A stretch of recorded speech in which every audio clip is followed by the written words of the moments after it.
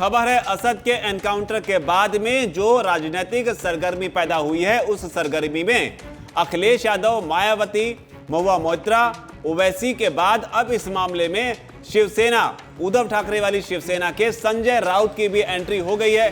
संजय राउत ने भी एनकाउंटर पर सवाल उठा दिए हैं, लेकिन सवाल उठाने के साथ एक चेतावनी आप कहिए इसे दी है उन अफसरों को जो इसमें शामिल रहे। संजय राउत ने कहा कि सबसे ज्यादा एनकाउंटर जो है वो मुंबई में हुए और जब यहां एनकाउंटर हुआ करते थे तब हम इन्हें एनकाउंटर स्पेशलिस्ट के नाम से जाना करते थे, लेकिन इसके बाद जब जांच हुई तो कई एनकाउंटर स्पेशलिस्ट जो हैं वो जेल गए थे।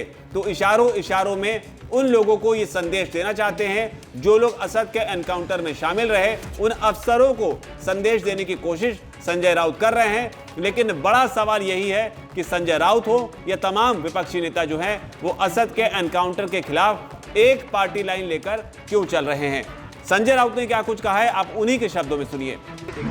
बात ऐसी है, सबसे ज्यादा एनकाउंटर मुंबई में हुए। आपको पता हो मुंबई के एनकाउंटर कुछ साल पहले जो चल रहा था, एनकाउंटर स्पेशलिस्ट एक उपाधि हमारे यहाँ देते थे। लगभग सभी एनकाउंटर स्पेशलिस्ट जेल में गए या आज भी जेल में। ये समझना चाहिए, इस देश में कानून है, इस देश में न्यायपालिका है, इस देश में लोग सब कुछ देखते हैं। आतंकवादी हो तो उनका एनकाउंटर होना चाहिए। अगर बहुत बड़ा माफिया है जिसको समाज को खतरा है तो इस प्रकार से एनकाउंटर होते रहते हैं।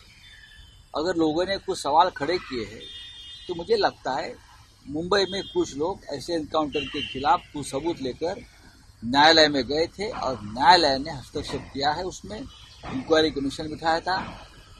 बाद में लगभग सभी एनकाउंटर स्पेशलिस्ट जेल में गए या आज भी उसमें से बहुत से लोग जेल में हैं। मैं इतना ही कह सकता हूं। तो सुना आपने, साफ तौर पर संजय राउत ने कह दिया है कि फेक एनकाउंटर बताने की कोशिश की है। इशारों में अपनी जुबान से उन्होंने कई सारी बातें कही जो आपने सुनी। लेकिन बड़ा सवाल आपके लिए यह है कि क्या इस तरह से एनकाउंटर कर अपराधी को वही खत्म कर देना जो है वो ठीक है?